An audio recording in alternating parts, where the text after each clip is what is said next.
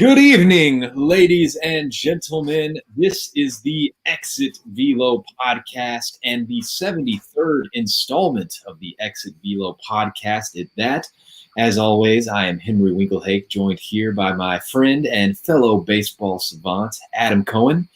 Adam, how are you feeling tonight, man? I'm doing pretty well. It's good to always speak baseball on a weekend day, nice break from school. How about yourself, Henry? Doing well, man. I'm not super thrilled about the state of my college basketball fandom right now, but it makes me all the more excited to keep watching spring training and counting down the days to opening day. So all in all, I'm feeling great, dude. And we've got a good bit of baseball news to discuss. As spring training rolls around, there's always some injury news, guys ramping up, but just exciting to actually be able to watch games, see some box scores. It really feels like baseball is back, man. Yeah, I mean it's been great. It's great knowing there's a full season. I'm saying this every episode, but there's nothing else you could say to that. It's nice to have baseball again. It's nice to know that spring training is starting in just 3 weeks or so, which is still so hard to believe. And I mean, I just love seeing the highlights and just getting all the notifications on our phone. It's back, and it's beautiful. And I don't know if it's totally sunk in for me yet either, but like you said, man, we do have a full 162 games on the way. I think that's going to feel better than ever after the shortened 60-game season, so I'm very much looking forward to that as well. But let's jump right into it. A little bit of news and notes to start the show, and we'll talk a little bit of injuries. Carlos Carrasco, the starting pitcher now for the New York Mets, moved over as part of that Lindor trade in the offseason, suffering a little bit of elbow soreness. And it sounds like he may not be quite ready for the start of the season, but shouldn't hopefully be too much longer after that. Sticking in the theme of pitchers, your Luis Severino for your New York Yankees, Adam, threw a bullpen today and sounded like that went pretty well. I know that he definitely won't be ready for the start of the season, but good news to hear that he's thrown off the mound and starting to ramp up that throwing a little bit. So hopefully maybe not too long. I think it's May or so is the estimated timetable. Does that sound right for Severino, Adam? No, it's more like July or possibly even August. So he's not going to come till mid-season. And it's interesting when you think about it, because I've heard this one guy say that maybe Severino starts out in the bullpen and then transitions to the starter role. I don't think it makes a lot of sense because clearly he's a very good starter when he's healthy for the Yankees. He had back-to-back 5-4 seasons. But with the rotational depth and just trying to work him back in, it wouldn't be the worst idea to start him out in the bullpen. I could see a little bit of merit to that and, protect the young arm, not trying to rush him back too fast. But it is weird. Sometimes we see guys struggle where they're really in that mindset of I am a starting pitcher, and then they go and try and throw in the bullpen, and it just doesn't work for whatever reason. But yeah, good to hear he's throwing a bullpen. I didn't realize that they're still looking at possibly July or August for him, but hopefully bullpen throwing keeps going well, and we see him back because baseball is better when we have stud pitchers back and at full strength and see the game as competitive as possible. And speaking of stud pitchers working their way back, I think that's a good segue to Shohei Ohtani, who threw another start today in spring training and did not look quite so studly. He actually got shelled, and that's kind of the second outing in a row. The strikeouts were still there. He struck out 4 batters across 2 1/3 innings. So the stuff was looking decent, but he did give up 5 earned runs. And I know it's spring training, so we don't want to totally sound the alarm and freak out. I think the most important thing still is that he's healthy and looking pretty decent, but the stat line doesn't look decent. Or is it okay to freak out about that? Or what are your thoughts on Ohtani, Adam? It's okay to be concerned because, again, it's spring training. And personally, when I'm watching pitchers back in spring training, I'm looking at their stuff. Or if hitters, I'm looking at their swing. So if Ohtani's racking up the strikeouts right now, that's a good sign. I've always kind of been confused with him too because I don't really know how this guy gets hit. He throws over 100. He has nasty off-speed pitches. I don't know how this guy is getting shellacked in 2 consecutive starts, but you can't really know until the season starts, of course. It is weird. For a guy who has nasty stuff like that, it doesn't make sense. I don't understand how anyone scores 3 runs on him, let alone 5 earned runs. But I think I'm with you too, that it's spring training. I'm not going to try and read into it too much, and that the stuff looks good and that he's healthy is ultimately the thing that matters the most there. But a couple other guys working their way back from injuries. Yordan Alvarez, the stud young DH for the Houston Astros, a guy I suspect we will be talking about later in the show as we continue our position preview series, talking about best DHs in the game. He's supposed to be making his spring debut tomorrow. He's coming back from double knee surgery in the offseason, which, yeah, not great for what, a 25 or so year old top prospect. Not how you want to start your career. But if there was a position who can handle such a surgery, I mean, DH is probably the place to be, but you still got to run the bases when you hit as much as Yordan Alvarez. But Cody Bellinger working his way back as well. He had offseason shoulder surgery, I should say, from celebrating a home run in the World Series. You know, one of those big, like I don't know what to call that, but it's like an arm bar or something. Yeah, it's something like that. But that actually led to shoulder surgery for him in the offseason. But he's supposed to be making his debut Tuesday. So exciting to see those guys back. Is there anything in particular you're looking for in either Alvarez or Bellinger as they get back to field action, Adam? I guess I want to see at least Alvarez. I want to see, and I guess Bellinger too, for that matter. I want to see what their pop looks like, because in Alvarez's case, I know hitters, they get their power from their legs, and maybe not so much the knees, but it's still an important part of your legs, of course. So we got to see how he's doing. And when he's healthy, he's one of the best hitters in baseball. This guy hit 27 home runs in like 87 games in his rookie year campaign. People always think he can hit 40 home runs too, and FanGraphs a little lower than him right now. They say around 30 because, again, he's coming back from arthroscopic knee surgery on both of them.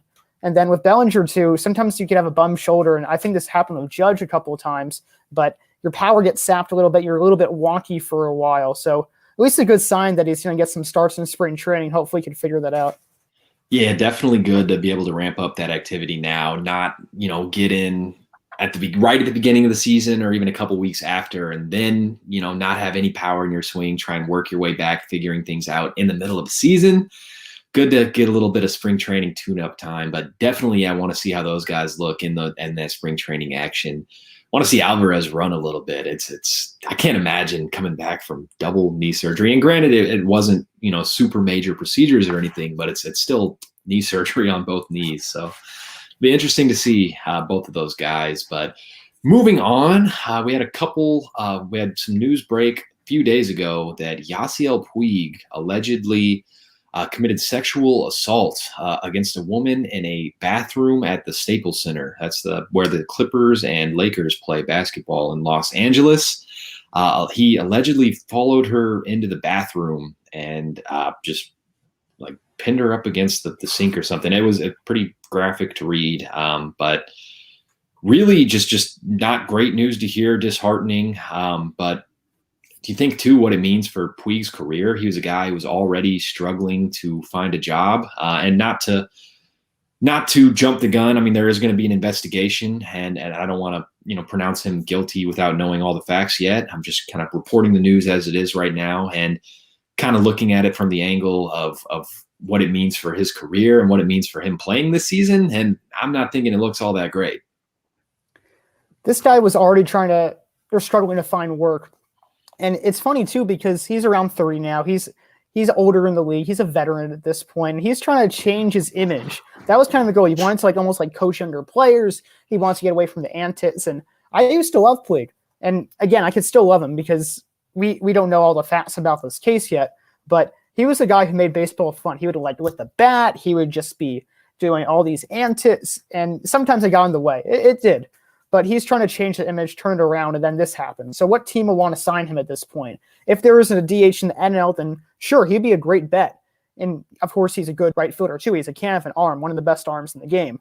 But it's not a good look for him. And I feel like Puig is also the type of person who he would just totally be fine with playing in the Cuban League or playing one of these Latin American leagues instead. I feel like he's his own person. He would do his own thing. I wouldn't be surprised. He definitely does seem like a guy who walks to his own drum beat. So, yeah, I wouldn't be surprised either to see him maybe, go overseas, play KBO or Japanese League or something, possibly go back to Cuba, as you mentioned as well, Adam. maybe, I mean, and being only 30 as well, I mean, I'm sure his baseball career may not be over. It may perhaps in the MLB, depending on how this investigation goes, but I expect he will find somewhere to play, but not quite sure where that next stop will be for Yasiel Puig. We'll keep you all updated as that situation develops. But more news to break this week. The MLB is going to be trying out some rule changes in the minor leagues, and there's actually some pretty exciting stuff here. So they're trying out some different rule changes across the various levels of the minor leagues, and it kind of gets more extreme the further down you go. I guess those high A, low A guys are really the guinea pigs. But what we see in AAA is there's going to be larger bases I guess the idea is reduce collisions. Not as many people running into each other, give you a little more space on the base to kind of, they can hold down the base. First baseman can hold it down on this side. You run through to the right side. But it's also expected to ever so slightly increase stolen base attempts and success rate in stealing bases. It's just that it lessens the base paths ever so slightly. So interesting to see that. And it's getting a little more interesting. I'll start off with AA, and we can stop to break it down here. But they're putting in some rules to limit the shift in AA, some defensive positioning rules. I know the shift is very polarizing in today's game. A lot of people love it for the strategy aspect. A lot of people hate it because it makes it harder to get hits. So I like it that the MLB is at least trying some things out and seeing how it goes in the minor leagues. I kind of funny how the minor leagues at this point, at least for like the past 10 years, they're guinea pigs. they're guinea pigs for all these new rule changes. Maybe it's always been like this. I'm not entirely sure, but it seems like at least in the last 10 years where Manfred and the end of Selick's career, they've really tried to change baseball because, of course, it's home run or strikeout or bust at this point. I kind of am interested in the larger stolen base idea because a couple of feet can help. I really do not like, at least just going towards the bottom here in high A where pitchers have to step off the rubber to pick off, and it's helping out more stolen base attempts or a limited number of throws you can get on pickoffs. Because let's say Billy Hamilton's on the base paths and you have about 10 pickoffs in it. Well, he can just run you out. He'll just keep taking crazy leads. That doesn't make any sense to me. And robot umpires too, and when you look at low A ball, that's not great because then it's just going to leave all the umpires out of there. I know that you certainly will get your Angel Hernandez sometimes, but they're not all bad. They're human, and it's been an integral part of the game, and I don't want to lose that quite yet. And certainly to err is to be human. So I understand that, and it is part of the game. It's a history aspect, and it's important to remember that those are human beings who have jobs. So, we don't want to completely eliminate that and what it means to the game. But I mean, perhaps if there's a way to go about it too, where the humans or human umpires are operating the robot umpires somehow, or he's like standing behind the robot umpire who's standing behind the catcher, and then the robot umpire says it's a striker ball. So this is why I'm interested to have the guinea pigs here in the minor leagues, see how that works out in practice, as long as it's not, eliminating jobs or anything. But it could be good for the game to see more accurate strike ball counts. And I guess with the pickoff thing too, it's trying to speed up the game to where they're not going to be doing pickoff after pickoff after pickoff and just making the game longer. I don't totally get the one where in high A you have to step off the rubber to make a pickoff attempt. Because, I mean, that's not speeding up the game if guys are still doing that. It's just making it a lot easier to steal bases. But I mean, that's kind of a dying part of the game too. So I'm excited to see stolen bases, hopefully being able to take a jump, but I don't know if that's quite the right way to go about it. But nevertheless, we will see how those things go in the minor leagues. And based on that, we may see them up in the major leagues. We certainly might. And just going back to the stolen base aspect of this whole new rule change in the minor leagues, apparently nowadays they only allow players who have a 75 to 80% success rate steal bases because apparently it's more efficient if you have that high percentage of steal bases than just letting the guy stay on first or second or whatever and let the batter hit. And with everyone hitting home runs these days, it keeps going down. Like, I don't know if you have paid attention to this. I'm sure you have a little bit, but once Mike Trout started hitting to like 40 home runs and stuff, his stolen base numbers start to decrease because once you are blossoming with power, you don't steal as much because you're more of a threat. So it's really tough to see. And, maybe like the bigger bases can help out, but some of these rules they just got to be a little careful with, because you don't want players stealing bases like a 90% rate or something like that. Right. Yeah, you don't want to try and solve one problem and then end up creating another one. But yeah, I think the larger bases could be something that's more of a marginal effect. So maybe that's more the right way to go, and not something that like totally takes away from pitchers, like you see with having to step off the rubber to make a pickoff move, or limiting the number of pickoffs for that matter. So I think that's probably more the right way to go. But yeah, I have been frustrated by that Mike Trout stopping to run as from a fantasy baseball aspect. Yeah. Those stolen bases are ever so valuable, man. So I just want everybody to be stealing, but it does make sense to, go for those guys who have more of a success rate with it. So what can you do, man? The game is getting smarter, all these analytics. So I get it, but I want to move forward, Adam. And with this next piece of the show, what we're going to do is a rapid fire division breakdown. So we're just going to try and spend a couple minutes on each division, going around, just give our quick thoughts on, if we had to pick right now, what we think the standings will end up shaking out to be. So not a whole lot of in-depth analysis, just kind of a quick pulse check on where we think the divisions are looking as it stands right now. So without further ado, let's jump in straight to the AL East. And if I'm running through my rankings, Adam, I think it's Yankees. And then I actually think the Blue Jays taking a step forward with all those offseason moves. I think they'll be number 2 and will be a wild card playoff team. I have the Rays down at number 3. I could very well see them being number 2 as well. I think they'll still be competitive and ultimately probably will be that second wild card team. And then I'm thinking Boston Red Sox at 4, or I'm sorry, I put them twice on my list, but Boston Red Sox at 4, and then Baltimore Orioles sticking in the cellar at number 5. I think your standings is pretty much like the biggest question in the AL East right now. It's like, all right, Yankees are probably going to be first, but who's going to be second? And the Blue Jays can easily win that spot because their rotation is underrated. I'm really interested in seeing if Nate Pearson can break out this year, because he can be a co-ace of Hyunjin Ryu.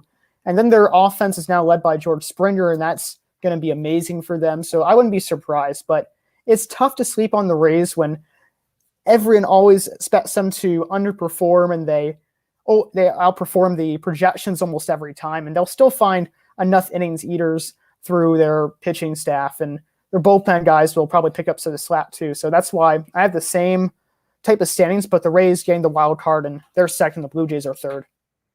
Okay. Yeah, I can totally get that as well. The Rays do always seem to surpass expectations. Those blue-collar Rays, no superstars really there, but they just find a way to win games and get it done and just play good team baseball, and love what they do with the bullpen and the rotation as well. So wouldn't be surprised to see the Rays get up there to number 2, but you definitely, I think, a strong tier of top 3 there. In Boston, who knows, maybe they can surprise some people, work their way back, but don't expect much from Baltimore this year. But moving forward onto the AL Central as we continue our rapid-fire pace, I actually am thinking the White Sox are going to pull this out. As I think about it right now, I think they added enough in the offseason with Lance Lynn. You still got Lucas Giolito in that rotation as well.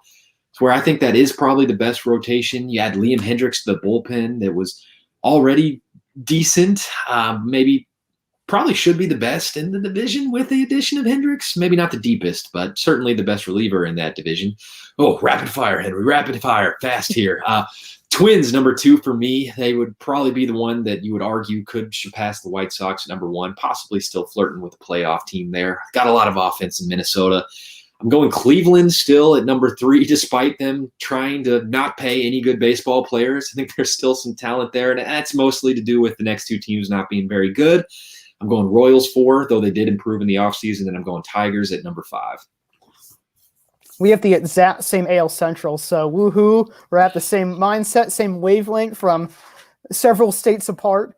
And the White Sox, for example, you forgot to mention their hitting. I mean, you mentioned their pitching, which is great, but you didn't mention their hitting. I mean, I think they have a better hitting team than your side of Chicago. So I know you're from Kentucky, but your team in Chicago. So right. Yeah. But they have a lot of offensive firepower. I'm actually pretty interested about Andrew Vaughn, who was almost on my DH list, spoiler alert, but he can really break out for them, and just a good young core of players. Twins, of course, they've won the division the last couple of years, so I wouldn't be surprised if they can win it. And then the Indians, too, I really can't see them making the playoffs. There's too many good teams in the AL, and sure, their pitching is great, led by Shane Bieber. I'm sure Tristan McKenzie and Emmanuel Class will be great in the back end of the bullpen, but there's no hitting besides Ramirez.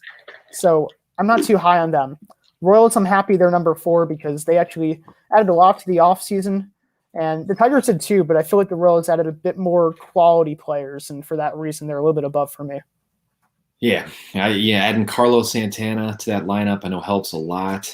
But yeah, I think the Tigers added Jonathan Schoop as well. So those teams at the bottom, they're trying. And AJ Hinch, exciting to see his first year as the Tigers manager. So there's something to watch there, at least at the bottom of the division there. And who knows, with Cleveland, all the players they've lost, losing Francisco Lindor and letting Clevenger go, maybe they take a step back and they end up being either 4 or falling all the way down to the cellar. Would be a little surprising still if the pitching is as great as you mentioned, Adam. But straight on ahead, moving out west to the AL West, I'm going Astros number 1. I believe we talked about this in a podcast or 2 ago, and I thought we were in consensus on there. Interesting to see if we still are. I go A's at number 2. I think that is the clear top 2 teams there. There's just too much offensive firepower with the Astros, even without George Springer. And Yordan Alvarez coming back, as we discussed, definitely helps there. Even without Framber Valdez, I still like their pitching a lot between Lance McCullers, Zach Greinke. Good rotation, good bullpen there as well. But the A's, kind of like the Rays, always do find a way to be competitive, even when you look on paper and don't love them. But they actually have some pretty good offense as well with Matt Chapman and Matt Olson. They did lose Marcus Semien. I think that may hurt. But I'm going Angels at number 3, and we always want the Angels to be good. We want to see Mike Trout in the playoffs, but I don't know. Don't love the supporting cast, man. I mean, it's not terrible, but it's not great. So we see him right there in the middle of the division. I'm going Rangers 4, Mariners 5. Not really a whole lot to say about either of those teams for me. Once again, our stands are very close. I just have the Mariners at 4 and the Rangers at 5. So I'll start from the top of the Astros. And they have a couple of young pitchers who kind of broke out last year, and Christian Javier, and they also have Jose Urquidy, who I believe started like the World Series game a couple of years back. So he's pretty well known, at least in that basis. And adding Odorizzi to the mix too definitely helps out the rotation. Sure, it's always fun to poke the Astros for their scandal, but at some point they're going to regress to the mean. I think this will happen in 2021 over a full season. They actually restocked their bullpen pretty well. And sure, they lost a little bit this offseason, but I don't think they lost as much as people thought. I wouldn't be surprised if they end up winning the division. And we also got to remember the Astros finished under 500 last year too. So they still, even a 162 game season, will have to climb up a bit. Angels number 3, and they really have rotation by committee at this point. They're throwing all arms into the fire. Don't really have too many starters who are really that amazing. So, I mean, sure, they have Bundy, who's good, but not too many guys after him. Maybe Ohtani will step up, but hopefully he'll start to shape out in spring training. Mariners I put 4 because they have an interesting group. You have Mitch Haniger back. Kyle Lewis won Rookie of the Year. Marco Gonzalez is a very underrated starter for them. I feel like they're starting to tread upwards, and maybe getting rid of their president and finally bring up Jerry Cohen at 2 will help them out. And then the Rangers, I don't know what they're doing. They were kind of close to the playoffs a couple of years ago, and then just kind of fell off a cliff and traded everyone after that. So they look like they're in rebuilding mode, and I wouldn't be surprised if they ship Gallo by the deadline and end up in the cellar too. And I'm okay with Rangers being last place. Maybe I should have put them there too, just for the fact that they are going to have full capacity with no mandatory masking on opening day, which I think is kind of crazy. It is awesome to be able to have fans in the stands, but that sounds a bit over the top to me. I don't want to harp on the Rangers too much. Should keep it focused to their product on the field. I just thought that was kind of wild that, state of Texas, no mandatory masking anymore. Just an interesting fact there. But moving on to the NL, we're going to start out east, where this is a really, really intriguing division. One of the more intriguing ones in baseball with that race at the top. I'm going today, if I had to say, I'm going Braves at number 1. I think Charlie Morton is going to be a great addition to that rotation. He's going to be what they wanted Cole Hamels to be last week, and then you still have all that great offensive firepower between Acuna, Freeman, Ozzie Albies. You got Travis d'Arnaud, who maybe he's not the next person I should have listed, but Austin Riley. There's a lot of great offensive there. And you got good young pitching too, Ian Anderson, Mike Soroka. Who's the other guy? Who's the other young pitcher for him? Max Fried. There we go. He's another good young pitcher for him. A lot of firepower there in Atlanta. But the Mets, man, the Mets got a lot better this offseason. Would not be surprised at all to see them come out on top of that division. I just like the Braves a little bit better on paper. You had Francisco Lindor. You had Carlos Carrasco, who we mentioned at the top of the show. You still have Jacob deGrom, who's always in that Cy Young conversation. And just hit 102. I heard that the other day, which is absolutely insane. A guy who's like already the best pitcher on the planet. Oh yeah, by the way, now he's throwing like low 100s too. So good luck, hitters. I can't imagine catching up to that. I still have nightmares from the way he shut down the Cubs in 2015 NLCS. That was ugly, ugly stuff, but great, beautiful stuff for him and a beautiful if you're a Mets fan. Oh, they did end up going on to lose to the Royals, but after that in the division, I'm going Nationals to improve this offseason, adding Josh Bell. And then and still really good rotation there, by the way, too, with Max Scherzer. Steven Strasburg should be healthy this year as well. Maybe a bounce back from Patrick Corbin.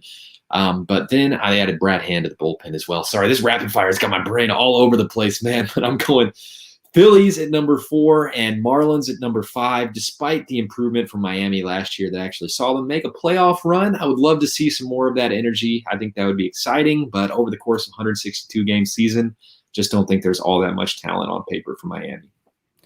Henry, did you put the Marlins last because they beat the Cubbies in the wild card series?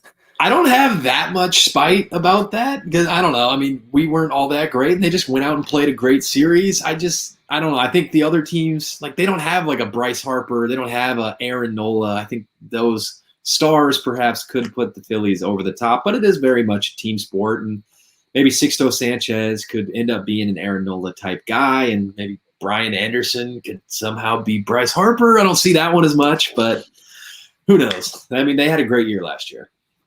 And they have some fun players, too. I put them 5th as well, so I'm just busting your chops here. But they have, like, John Birdie, one of the fastest men in all of baseball. They also have a great rotation of underrated arms like Pablo Lopez, who just gets strikeouts by the dozen. They have Eliezer Hernandez, who's great. They also had, and I hate that I'm blanking on his name, but he was a former Olympian skater, and then he joined the team. And, like, a few years after that, I wish I knew his name, but... That's not Alcantara, is it?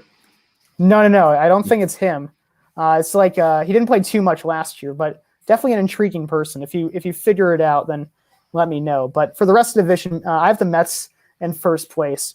I think the Braves still have the better lineup and more consistent lineup, but the Mets bullpen was head and shoulders above the Braves, and I like their starting rotation a bit better too. The Braves can easily win it, though. They're still the team to beat. I just think the Mets are a fun pick, and I wouldn't be surprised. And maybe I'm leaning a little bit towards Picada, but not too much. I'm not predicting the Braves to finish in 4th. That's reserved for the Phillies, who they really haven't done too much this offseason. Maybe add to the bullpen a little bit, but it's pretty much the same team as last year. And I feel like the Nationals added more than they added Bell and Hand and Schwarber, and they can rely on their big 3 again in the rotation. So they should be just fine. They should finish in 3rd. And it looks like Eddie Alvarez was that skater for the Marlins. Okay, that's an awesome story. I'd never heard of that before, but I appreciate you bringing that up. Yeah.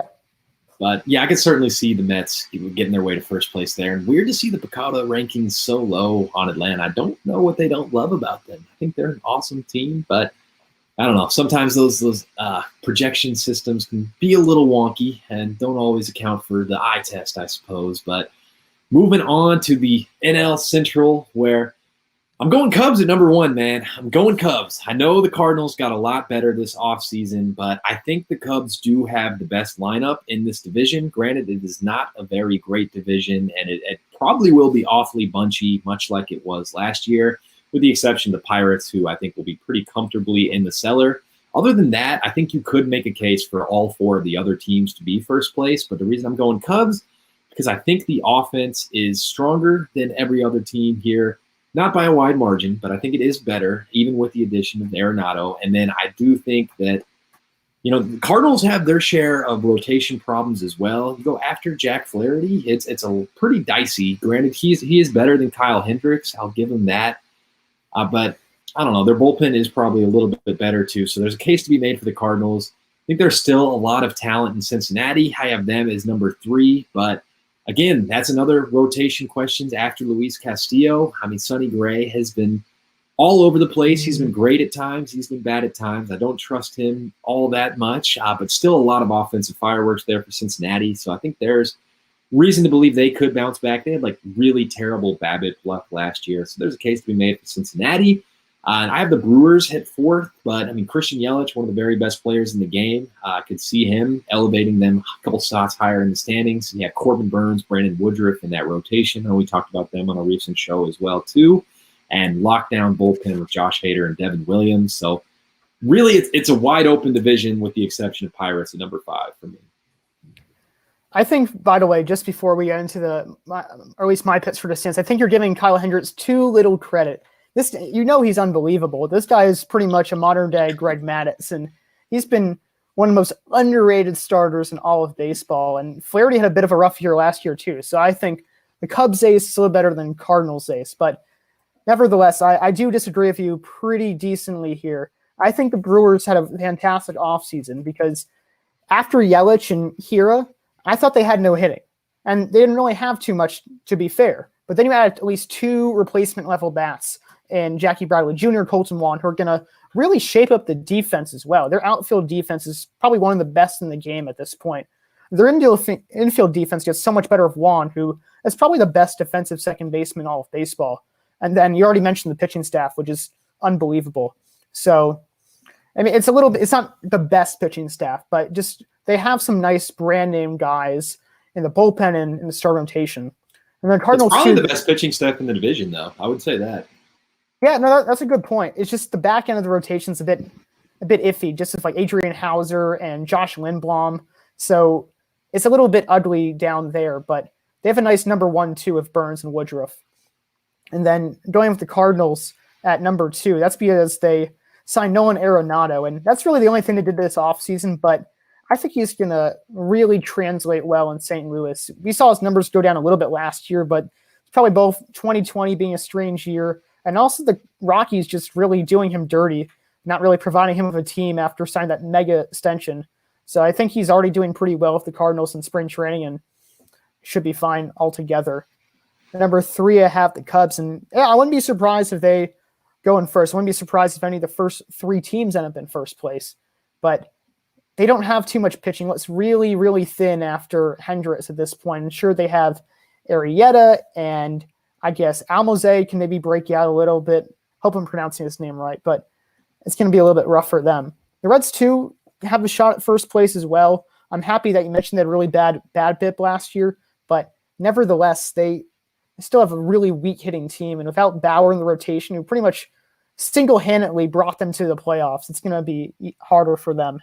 The Pirates, too, they really don't have too many players to go off of. Their pitching staff's a little interesting. They have like Mitch Keller and Chad Kuhl, I believe. So they have a decent chance in that regard. And maybe Brian Reynolds will bounce back too, but they're going to be in last place for a little while.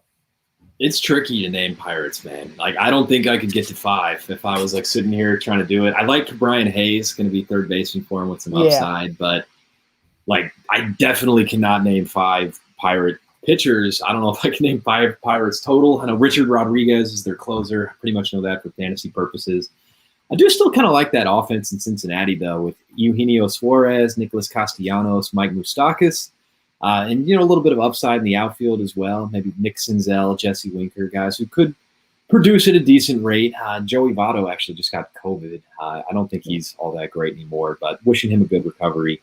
I shouldn't say the mean thing about him right after talking about him getting COVID. Most important, we're wishing you a speedy recovery, Joey Votto, get back to full health and get in that Reds lineup. And still an amazing on-base percentage guy, even if the bat isn't quite what it used to be. But a lot of different outcomes we could see in that NL Central. That'll be an interesting race to watch. Maybe not a whole lot of like World Series contenders by any means, but a lot of teams that are close to each other in talent level. But moving out west, a very intriguing race to watch that does feature World Series contenders and 2 of the very best in the National League.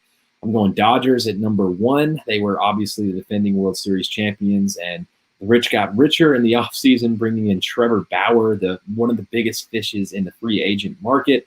He's going to be amazing. They re-signed Justin Turner as well. That offense is looking great as ever with Cody Bellinger, Mookie Betts at the top. You still got Max Muncy. There's a lot of great hitters in there in that lineup. And then you got the San Diego Padres, another amazing, amazing team with that mega star Fernando Tatis locked up to the mega deal. You added pitching with Yu Darvish and Blake Snell as well. It's going to be a really fun race to watch, man. I wouldn't be all that shocked if the Padres do end up coming in number one. They're a lock for the wild card at the very least. But, yeah, I have them at number 2 in my projections. Gets pretty ugly from that point on. The rest of the division, I think, will be fairly weak. Looking at my standings, I said D-backs 3 and Giants 4, but may actually flip those. I don't know. The Giants showed a little bit of upside on offense last year, and the D-backs kind of haven't really shown a whole lot. You got Ketel Marte, and I don't really have a whole lot else to say about their offense past him. But I know Dalton Varsho is a guy who's interesting in that he's like a catcher who's going to play the outfield for him. So that's cool. But Zach Gallen, a good pitcher for them. And I don't know. There's still not a whole lot of guys on the Giants I like either. And the Rockies are kind of a dumpster fire. It looks like they're getting rid of or trying to get rid of all their good players at this point. So I have them down at number 5. We'll have to see if the Rockies will have a storybook ending to their 2021 season. Because well played. yeah, I had to fit in that pun somewhere. Wheels were starting to turn when you were saying that. But yeah, Trevor's story, it'll be interesting to see if he gets traded by deadline, because I can't imagine he stays in Colorado, especially what they did to Arenado and them not trying to make the playoffs anytime soon. And we say of Herman Marquez, who might be the most underrated starting pitcher in all of baseball, who pitches like a legend away from Coors Field and still wraps up one of the most innings in all of baseball. I think he actually led all of baseball in innings pitched last year, which is pretty remarkable considering that he still had to pitch in Coors Field. So Rockies are number 5 for me too, but going right from the top, it's Dodgers, then Padres. This is good. This is the most exciting 1-2 race in all of baseball, because I remember just seeing side-by-sides about these two teams in MLB Network, and they're so close. And the Dodgers still might win this division rather easily, but they have 2 of the most exciting teams in all of baseball. Just so much energy, so much flair, and I'd really love to see the Padres take down the Dodgers a notch, especially after the Dodgers just won the World Series. I've had to put the Giants 3rd because they're starting to turn into a pretty interesting team, and I'm predicting they'll have a very, very big 2021 offseason because they're having all these players come off the books. We might not see Posey or Crawford or Cueto anymore, and maybe not even Brandon Belt. So it'll be a very different team, but they have a young core of Flores and Mike Yastrzemski and Mauricio Dubon. So they're exciting. The D-bats, not too many good things you could say about them. I do like Zach Gallen in the rotation, and I also like Christian Walker at first base. He's Paul Goldschmidt's replacement. He actually has broken out pretty well, but they really are not too complete. They also have Tim LeCastro too, and he's actually the fastest man in all of baseball. So, yeah, like random guy, and he's never been caught stealing ever in like 20 plus attempts. So that'd be fun to see him play. And then the Rockies, of course, who I already mentioned, be dead last, and they're just going to be a dumpster fire all year long. And I do expect Trevor Story probably, I don't know, for sure going to get moved, but I would say more probable than not, given that contract expiring at the end of the season, and they don't seem to have any intention of winning. So maybe try and get something back for him in return. Kind of thought it may have happened last offseason. I know the Reds were supposed to be pretty heavily involved talking about him. Never happened. And now D. Gordon is their shortstop. That's not a name that we cared to mention and playing up the Reds offense. But yeah, definitely a very interesting race at the top of the NL West with the Dodgers and the Padres. And I think you probably convinced me, Adam, to where I would go ahead and flip the Giants for my number 3 and go D-backs at number 4. But that'll be a fun division to watch. And that wraps up our division preview, our quick little pulse check on how we were feeling. So thank you for bearing with our rapid fire thoughts there. And we are now going to provide some still pretty rapid, maybe not quite as rapid thoughts on our top 10 DHs. And without further ado, let's jump right into the list. Number 10 for me, I'm going Rowdy Tellez, who looks to be the primary DH for the Blue Jays, who are a much improved offense in this offseason, bringing in Marcus Semien and bringing in George Springer. That's that guy's name as well. That's going to be a great offense with a lot of opportunity for counting stats, which really helps to benefit a power hitter like Rowdy Tellez, who had an 886 OPS last year. And he doesn't have a terrible contact ability as well. He batted 314 in a short sample size in 2018 and batted 283 last year. Granted, I'm leaving out the 2019 season where he did bat 227, but he's shown that he can hit for a decent average and could get his OBP up a little bit more. He doesn't draw too many walks, but he's only going to be 26 next year, so I like some upside for Rowdy Tellez. And a cool name. His name is Rowdy. You got to love that. You know, I actually got to meet Rowdy Tellez in person. I didn't know that.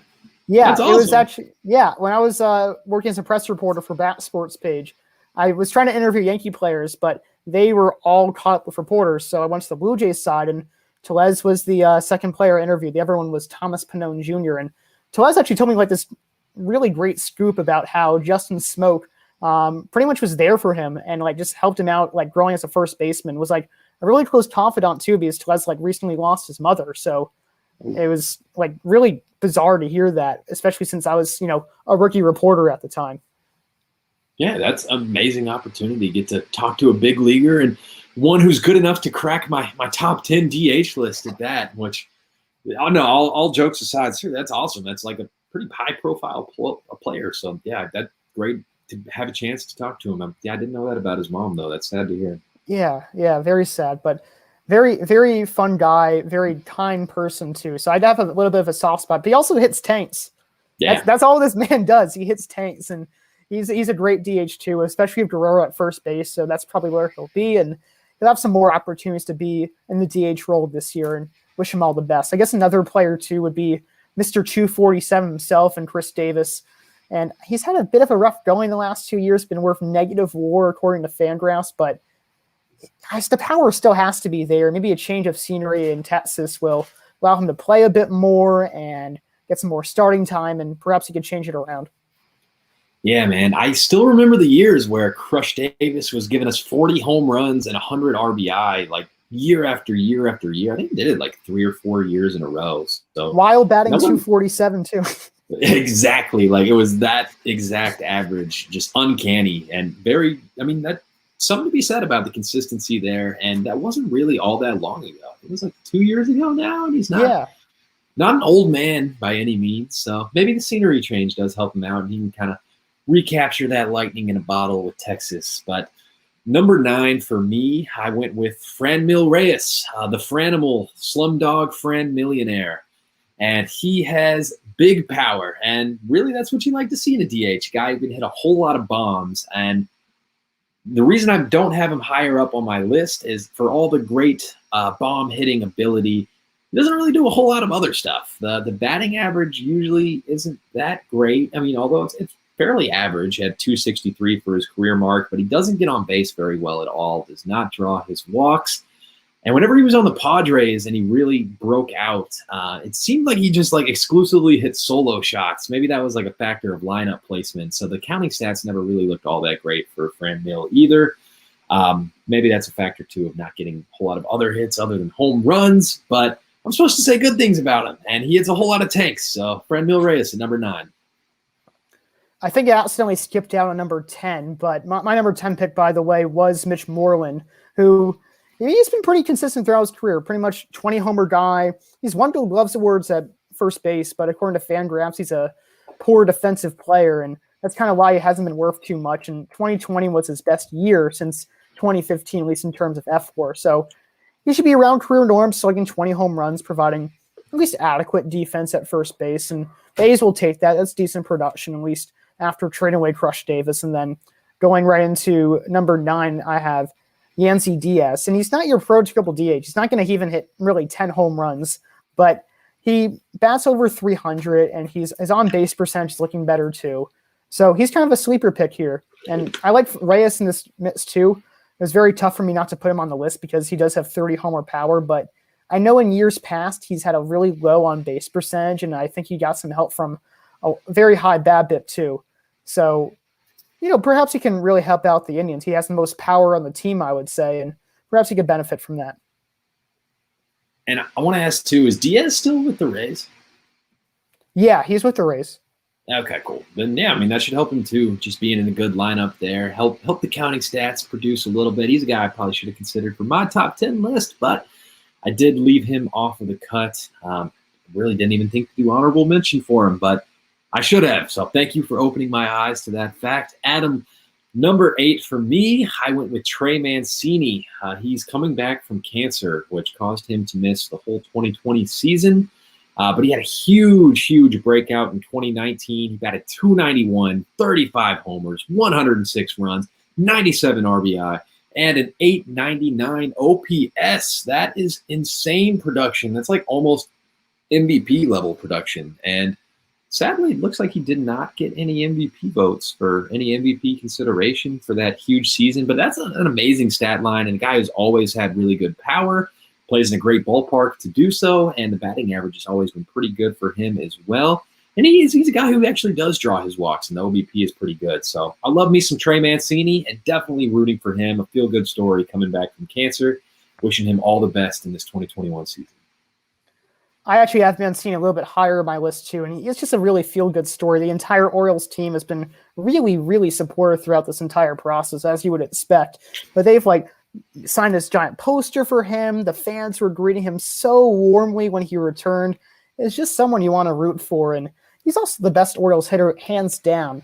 I mean, I don't care if he regresses a little bit from his 2019 season. There's no one better than him in that lineup, and sure, maybe not won't replicate it right away. That was 35 home runs and 97 RBIs and a very poor lineup, but he's a solid hitter. So yeah, he's a little bit higher for me, but my number 7 is actually Reyes himself. And as I was saying, his BABIP was stupidly high in 2020. It was 355, and the average is around 300. So he's gonna go. His batting average is through the chute, and his on base percentage might be even under 300. Because that's where he sits around his career. And his ISO did take a bit of a regression in 2020, but he should at least bounce back in that regard. Still a 30-homer threat, and probably will back up Jose Ramirez in the lineup, so perhaps we'll have some more chances to cash in on RBIs. That's a good point there, too, that it's not a great lineup in Cleveland, but being in the heart of that lineup, still going to get a lot of plate appearances and hopefully get some chances to bat when guys actually are on base. The few good hitters that they do have at the top of that Cleveland lineup. So, yeah, I'm interested to see Franmil this year as well. And I think, the home run, the powers is going to play regardless, but let's see if he can improve those peripheral parts of his game as well.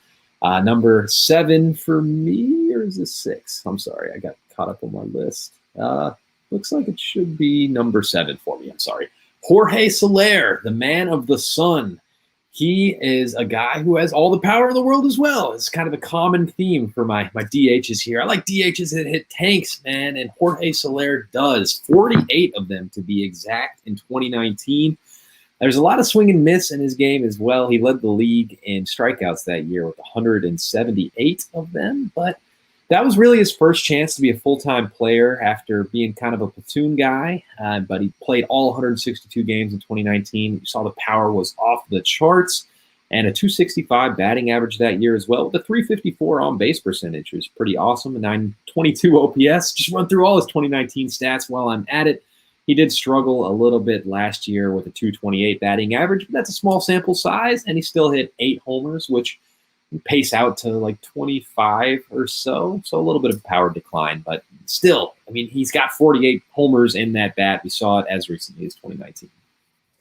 Actually, Solaire is much higher on my list, so I'm a little surprised you have him this low because there's not too many really good DHs in the American League, and just someone who can really just hit bombs, as you said, in Solaire. He paced the AL when he had 48 home runs, and he also had a bit of a down 2020, of course, as he mentioned.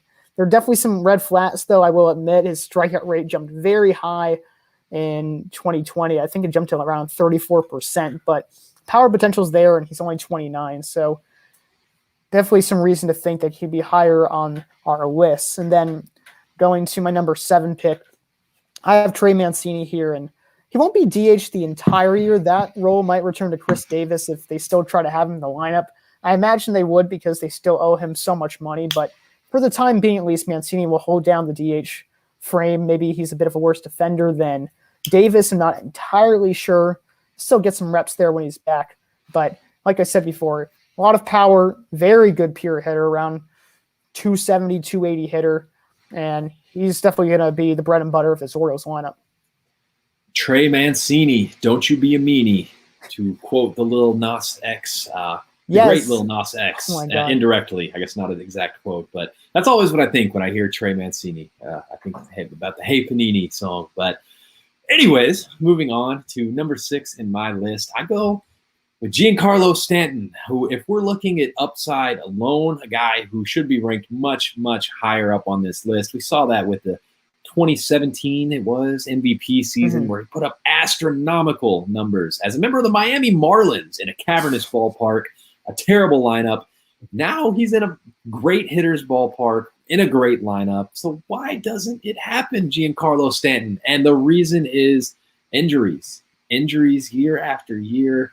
He actually was pretty healthy, very healthy. Played 158 games in his first season in the Yankee in 2018, and the production was good. 100 RBI, hit 38 homers. But in the past 2 years, 2019 and 2020, he has played just 50. No, it's not even 50. 41, I think. Here, 41 games combined.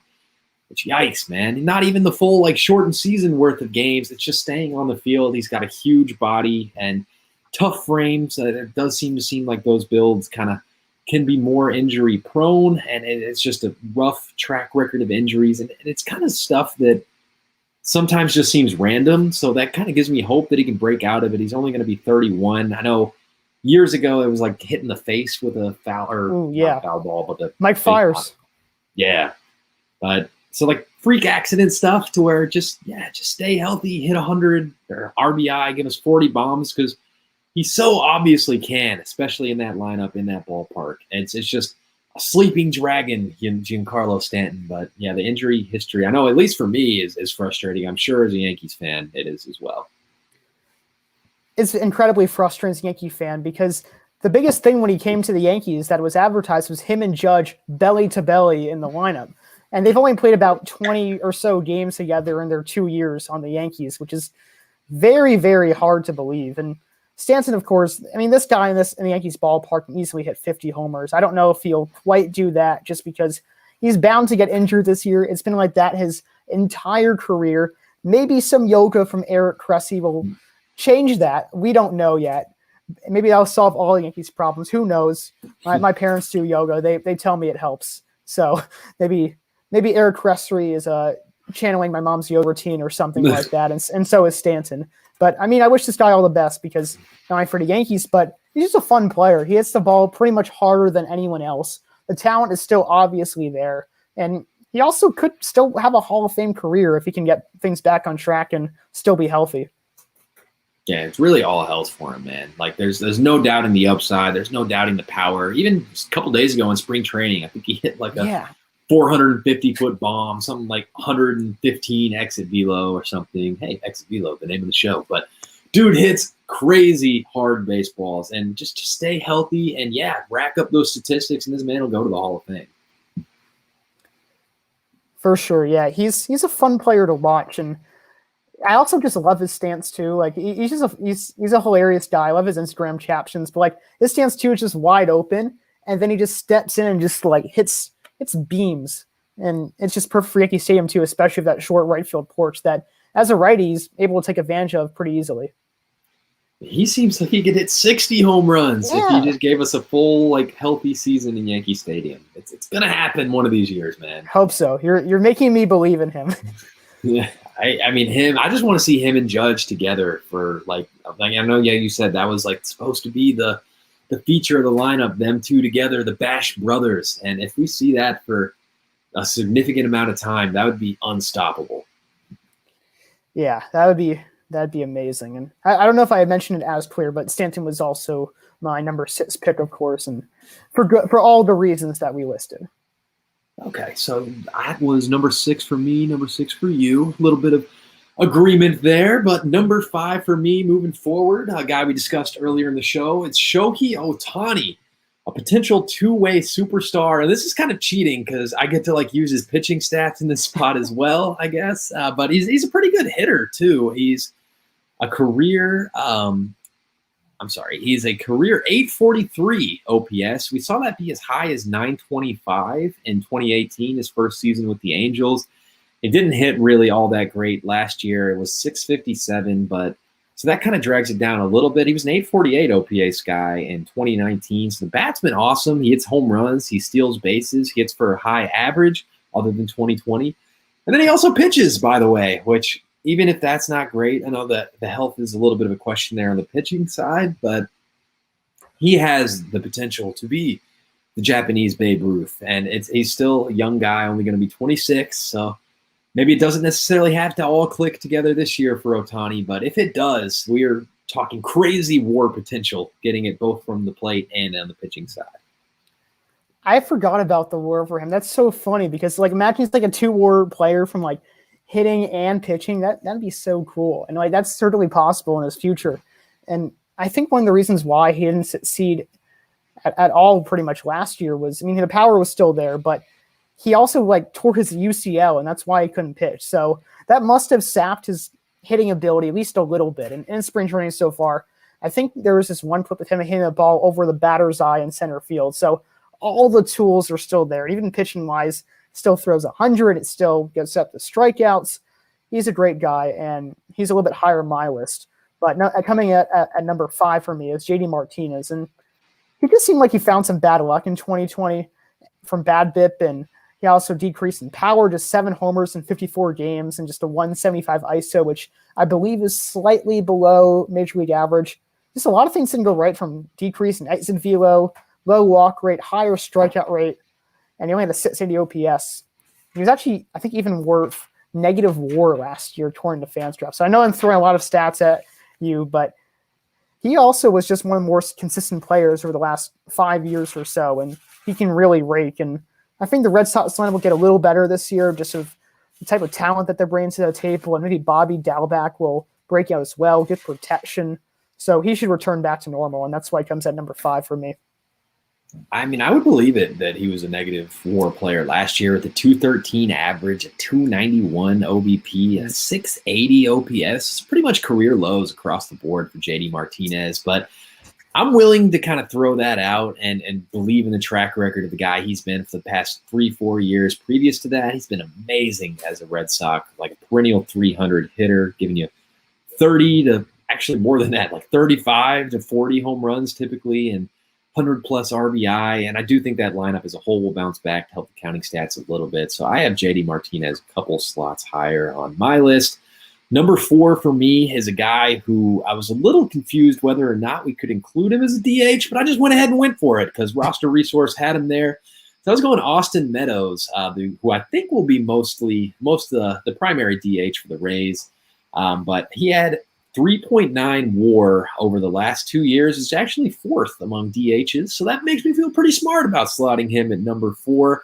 But I think he's a very underrated hitter, and perhaps that's just a product of being on the Rays, but very well-rounded approach at the plate. He walks, takes his walks, he gives you a little bit of pop, he gives you a little bit of speed, hits for pretty good contact. He just does a lot of things well.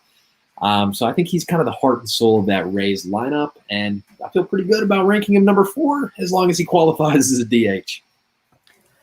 Yeah, we used different websites a little bit this summer. I used Fangraphs, and they didn't have him as a DH, but I wouldn't be surprised because we were talking about this before the show. It should be Kiermaier in center, Arozarena in left, unless he has that domestic violence suspension, which could be pending because he did have that case against him, and I know MLB is still investigating that.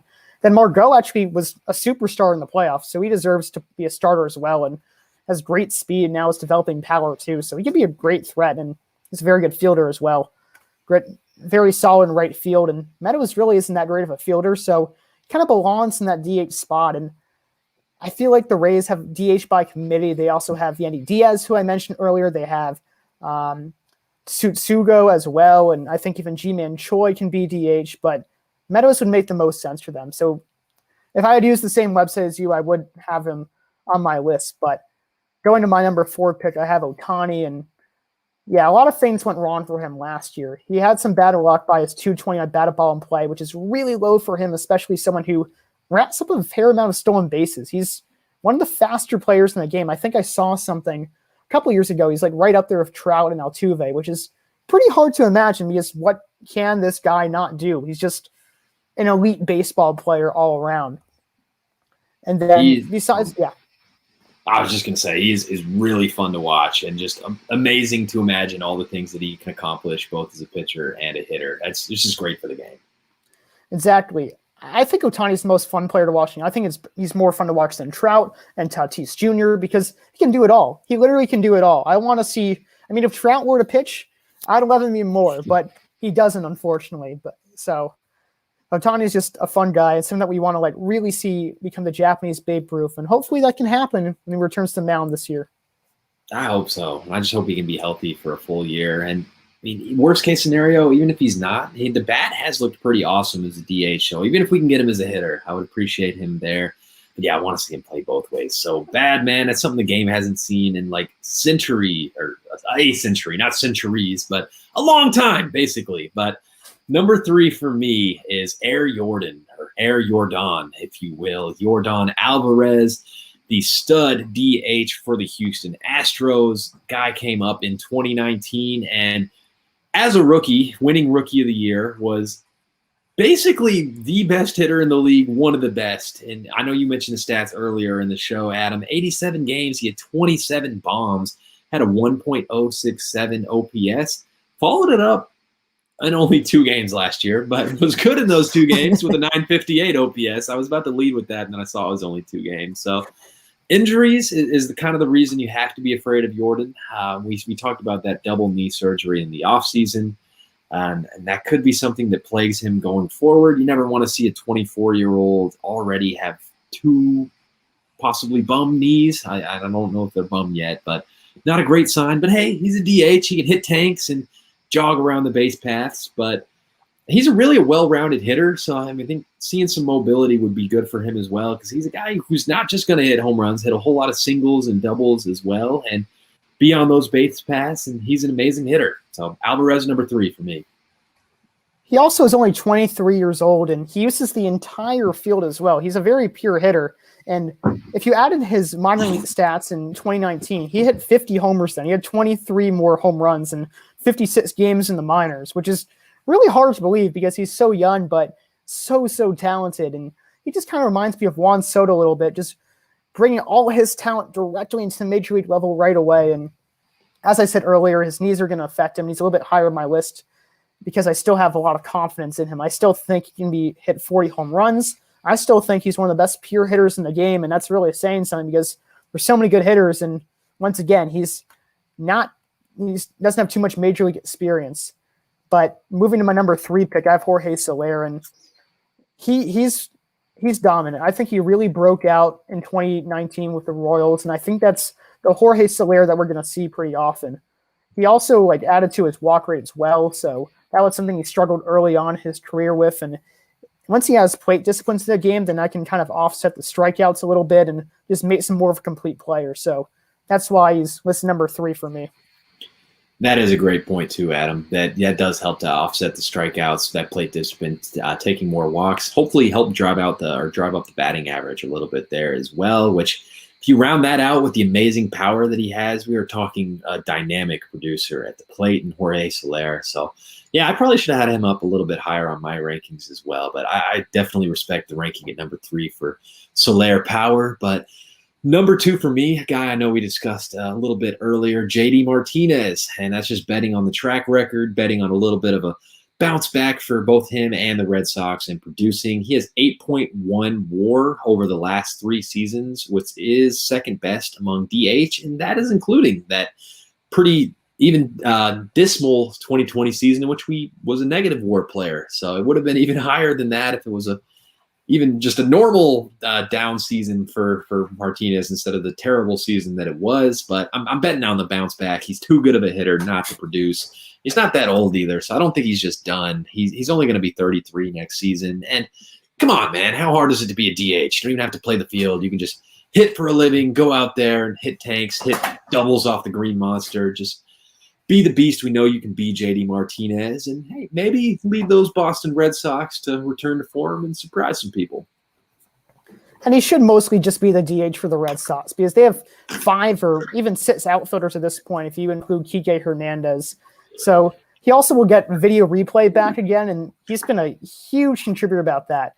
I want to believe that he's a pure guy because he was teaching everyone in the Red Sox organization about that. And maybe that's true, but he should have it back, and that should help out his hitting too, because he was really a big influencer in that regard. So I respect the pick for him number 2, but nevertheless, Alvarez has to be number 2 for me. Very tough not putting him number 1, just because he's younger. He has so much talent, and you want to believe that our number 1 pick will finally catch up to Father Time, but it doesn't seem all too likely. We'll reveal him shortly, but Ari Dawn is just too talented to not be number 2, and there's a good reason to believe he'll be number 1 by the end of the year as well. Yeah, it's coming at some point. I know Father Time definitely a factor there, but we do still need to see Alvarez's knees hold up. But wouldn't that be something if somehow our guy we do have at number 1 was able to outlast him? But I don't think that'll happen, given that this guy is going to be 40 next year. But gosh, he just hits and hits and hits and hits and hits at him year after year. When will it stop? I don't know. He might be the Tom Brady of baseball without the championships. I know that was something we discussed early in the show as well. But he was a dude who had an MVP-like season at age 39 for the Minnesota Twins. You know who I'm talking about. It's Nelson Cruz. He just keeps hitting 40 home runs every year, 300 batting average. It's nothing to a guy like Nelson. He gets on base. He takes his walks. There's nothing this man can't do other than play the field. But that doesn't matter. He's a DH. He's amazing. If only he played the field. Like I said, this is why Ohtani is the most exciting player in baseball. But you want an exciting hitter in baseball? It is Nelson Cruz. He is the Tom Brady of baseball. He's just so much fun. And, he was taken aback with PEDs a bunch of years ago, but no one remembers that because it's almost like he's Bartolo and he's still a lovable guy who just rates. And he's a pure hitter too. I think his career batting average is even pretty close to 300. And he batted over 300 last year, for those who care about batting average, had a 992 OPS, hit 16 home runs. And again, this is in a season where everyone struggled. But not Nelson Cruz, because why would Nelson Cruz ever struggle at hitting? He just doesn't. It doesn't work like that for him.